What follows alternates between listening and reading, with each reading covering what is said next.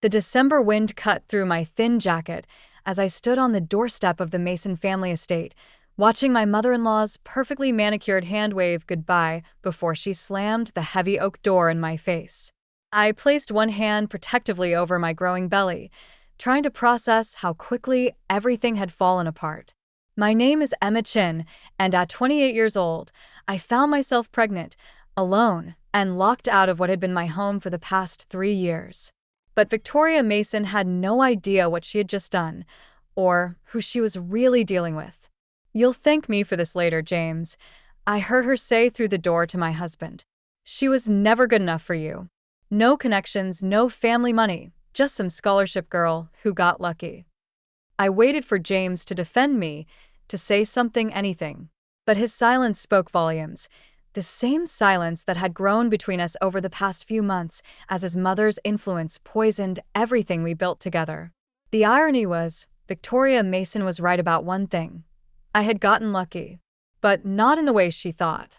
3 years ago, I was a software engineer fresh out of MIT, working on an AI algorithm that could revolutionize supply chain management. James and I met at a tech conference where I was presenting my research. He was there representing his family shipping company, Mason Global Logistics. It was love at first sight, or at least, that's what I thought. The wedding was rushed, small, intimate. Victoria never approved, but James had insisted.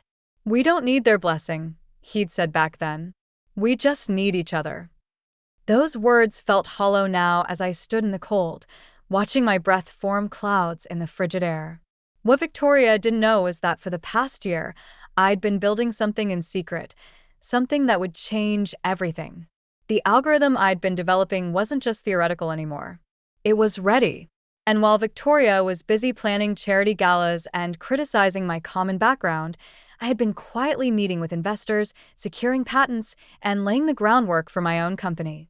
I pulled out my phone, my fingers trembling slightly from both cold and adrenaline, and dialed the one person I knew I could count on. "Maya, it's happening." They kicked me out. Maya Chin, my older sister and brilliant corporate lawyer, didn't miss a beat. "I'm on my way. The apartment is ready. Time to launch Plan B." I could hear her grabbing her keys, the determination in her voice giving me strength. Maya had always been my rock, especially after we lost our parents in the accident 10 years ago. She was the one who had encouraged me to keep working on my algorithm, even after I married James. "Never put all your eggs in one basket, little sister," she'd warned me. Especially not a golden one. As I waited for Maya, I thought about the last conversation I'd had with James earlier that morning. He had found the prenatal vitamins in my drawer. Instead of being happy about the baby, he looked worried. "Did you plan this?" he asked, his voice tight. "Is this some kind of trap?" The accusation had stunned me. Trap? "James, we're married. We talked about having children." "Mother thinks the timing is suspicious," he'd said, running his hands through his hair. With the company's merger coming up, I should have seen it then, how deeply his mother's paranoia had infected him.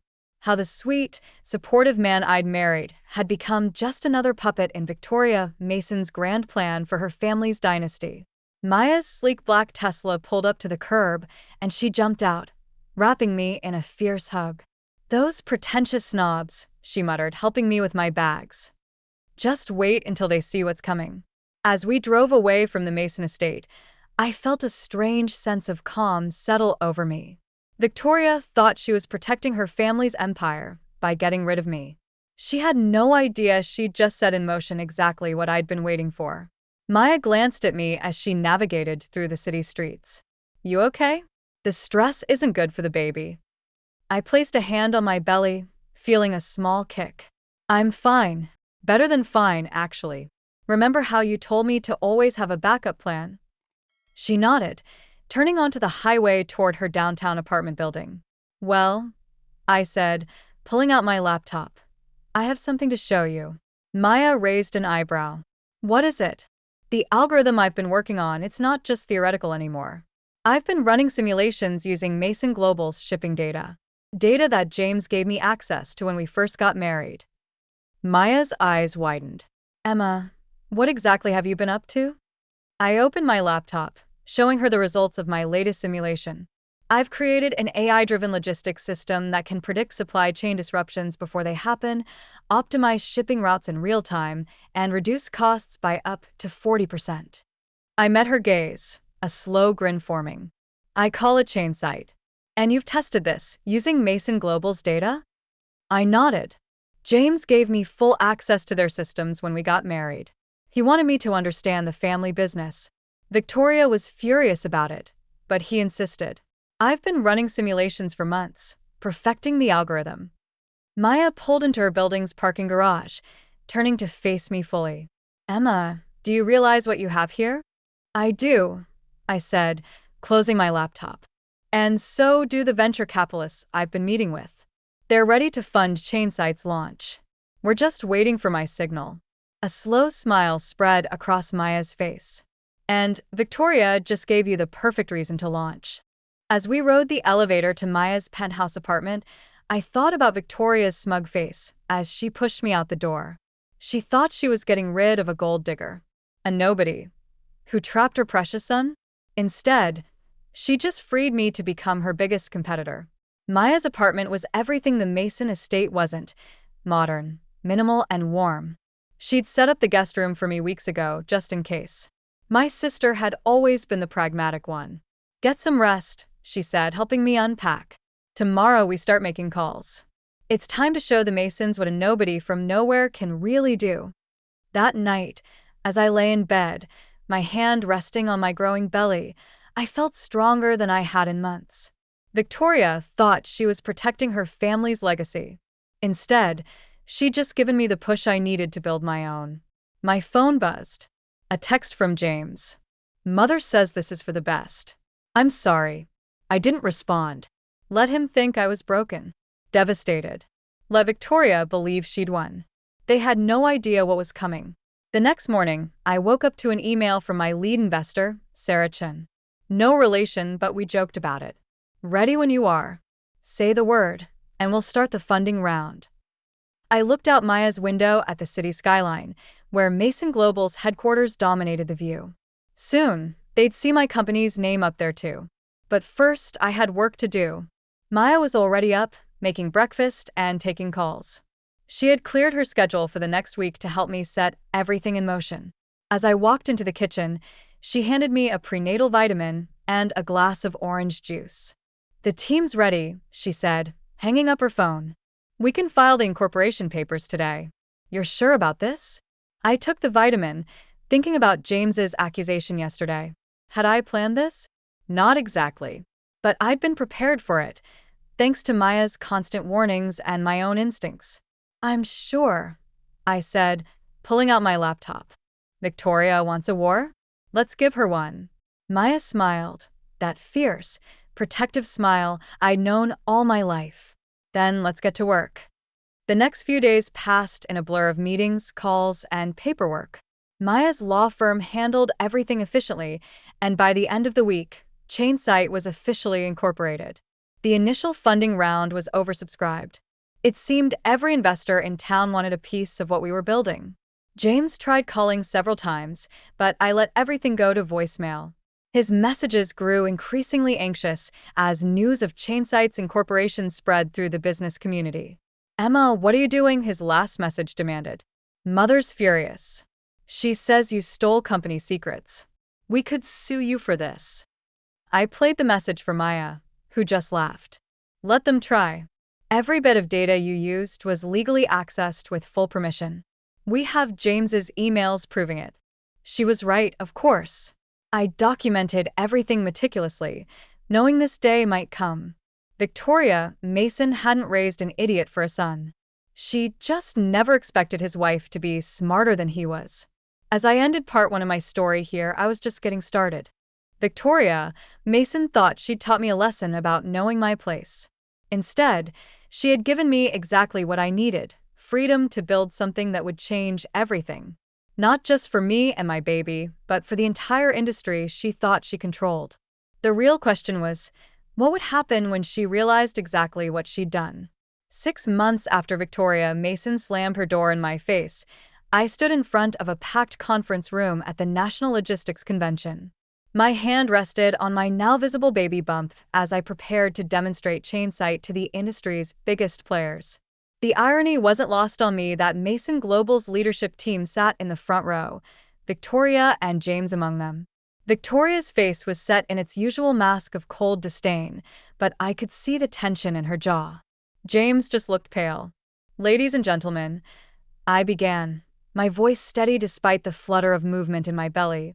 "What you're about to see will revolutionize how we think about supply chain management." As I launched into the demonstration, showing real-time optimization of shipping routes and predictive analytics that could save companies millions, I watched Victoria's expression shift from dismissive to concerned. By the time I showed the cost-saving projections, she was gripping her armrests so tightly her knuckles had turned white. The past 6 months had been intense. Maya and I had worked around the clock, building the company from her penthouse apartment. Our team grew quickly, brilliant engineers and developers who believed in the vision. The pregnancy hadn't been easy, but every kick for my baby felt like a reminder of why I was doing this. Victoria had tried everything to stop us. First came the cease and desist letters, claiming I'd stolen proprietary information. Maya's legal team shut that down quickly, producing documentation of every permission James had given me to access their systems. Then came the whisper campaign, rumors about my character, my background, suggestions that I was unstable. But Victoria had underestimated how much the industry was ready for change. Chainsight's early trials with smaller shipping companies had produced results that couldn't be ignored. "Any questions?" I asked as I concluded the presentation. The room erupted with raised hands, but Victoria was already on her feet. "This is nothing but smoke and mirrors," she announced, her voice sharp. "Miss Chen claims her system can reduce costs by 40%, but where's the proof? Mason Global has been in this industry for generations. We know what's possible and what isn't." I smiled, having anticipated this moment. "Excellent question, Mrs. Mason. Perhaps your son can help answer it, since he's seen the system in action." All eyes turned to James, who looked like he wanted to disappear. He knew exactly what I was referring to, the trial runs I'd done using Mason Global's data. The ones he'd enthusiastically approved before his mother poisoned everything. I don't know what you're talking about," he stammered, but his face betrayed him. "Really?" I pulled up a series of emails on the screen behind me. "Because according to these messages, you were quite impressed with the initial results. In fact, you called them revolutionary and suggested implementing them company-wide." Victoria's face turned scarlet. The emails were damning, not just for their content, but because they proved every accusation she'd made about me stealing company secrets was false. James had been my biggest supporter, right up until she turned him against me. After the presentation, investors swarmed around me. Maya handled most of them, her legal expertise proving invaluable as we fielded partnership offers and investment proposals. I noticed James hovering at the edge of the crowd, looking lost. Finally, he approached me as the room began to clear. Victoria was nowhere in sight. "Emma," he said quietly, "can we talk?" I looked at him, really looked at him for the first time in months. The man I'd fallen in love with seemed smaller somehow, diminished. "About what, James? About how you let your mother kick out your pregnant wife? Or about how you've spent the last 6 months trying to destroy what I've built?" He flinched. "I didn't know about the baby. About any of it. Mother said." "That's the problem." I cut him off. "Mother said. Mother thinks. Mother knows best. When was the last time you thought for yourself?" He exhaled sharply, running a hand through his hair. "The company's stock dropped 15% after your presentation," he said, changing tactics. "Mother's furious. The board is asking questions. Maybe we could work something out." I laughed, but there was no humor in it. "Now you want to work something out? After everything?" "You're still my wife," he said, reaching for my hand. I pulled away. "Actually, I'm not. The divorce papers were delivered to your office this morning. Maya's firm handled everything. You should read them carefully, especially the part about the baby." His face fell. "Emma, please. That's my child too." "Yes," I agreed. "And you'll have visitation rights once they're born." But you lost the right to be their father the day you chose your mother over your family. Maya appeared at my elbow, right on cue. Everything okay here? James stepped back, his shoulders slumping. I am sorry, Emma. For everything. I'm not, I said honestly. Everything that happened led me here. Chainsight is already revolutionizing the industry, and we're just getting started. So thank your mother for me, James. She gave me exactly what I needed. Freedom. As he walked away, Maya squeezed my arm. You okay? I nodded, watching James disappear into the crowd. Better than okay. Did you see the partnership offers we got today? 6 major shipping companies want to implement Chainsight immediately, Maya confirmed. And that's just the beginning. Victoria's worst nightmare is coming true. You're not just competing with Mason Global. You're going to surpass them. 2 weeks later, I sat in my new office, reviewing the latest performance reports. Chainsight was growing faster than even our most optimistic projections had predicted. Companies were switching to our system in droves, drawn by the cost savings and efficiency improvements. Mason Global stock had continued to fall as investors questioned their ability to compete in the changing landscape. I'd heard through industry gossip that Victoria had been forced to step down from the board. She was fighting it at every step of the way. A knock at my door interrupted my thoughts. Maya entered, waving a tablet. You need to see this, she said, pulling up a news article. The headline made me catch my breath. Mason Global Logistics announces major restructuring. CEO James Mason steps down. He's leaving the company? I asked, scanning the article. Maya nodded. Word is he's starting his own venture. Something about embracing innovation and new directions in logistics. I sat back, absently rubbing my belly where the baby was kicking. His mother must be beside herself. Oh, she is, Maya grinned. But that's not all. Look at the last paragraph. I read it and felt a strange mix of emotions. In a surprising move, James Mason has expressed interest in potential collaborations with emerging industry leaders, specifically citing Chainsight's revolutionary approach to supply chain management. Maya raised an eyebrow. What do you think? Should we hear him out? I thought about the man I had fallen in love with. The one who had been excited about innovation before his mother's influence took over. Maybe, free from Victoria's control, that man still existed somewhere. Set up a meeting, I decided. But make it clear, this is business. Nothing more. If he wants to work with Chainsight, he'll need to prove himself. Just like anyone else. Maya nodded, understanding perfectly. And Victoria? She asked. I smiled, thinking of my former mother-in-law and her grand plans for her family's legacy. She can watch from the sidelines as everything she tried to protect gets transformed by the nobody from nowhere she threw out in the cold. The baby kicked again, stronger this time, and I placed both hands on my belly. In 2 months, I'd be a mother myself. But unlike Victoria, I would teach my child that true legacy isn't about maintaining control. It's about having the courage to create something new. Victoria had thought she was protecting her son's inheritance when she kicked me out that cold December day. Instead, she triggered a revolution in the industry she thought she controlled, led by the very person she underestimated most. As I looked out my office window at the city skyline, with the Chainsight logo now shown as brightly as Mason Global's, I couldn't help but smile. Sometimes, the best revenge isn't about getting even. It's about soaring higher than your enemies ever thought possible.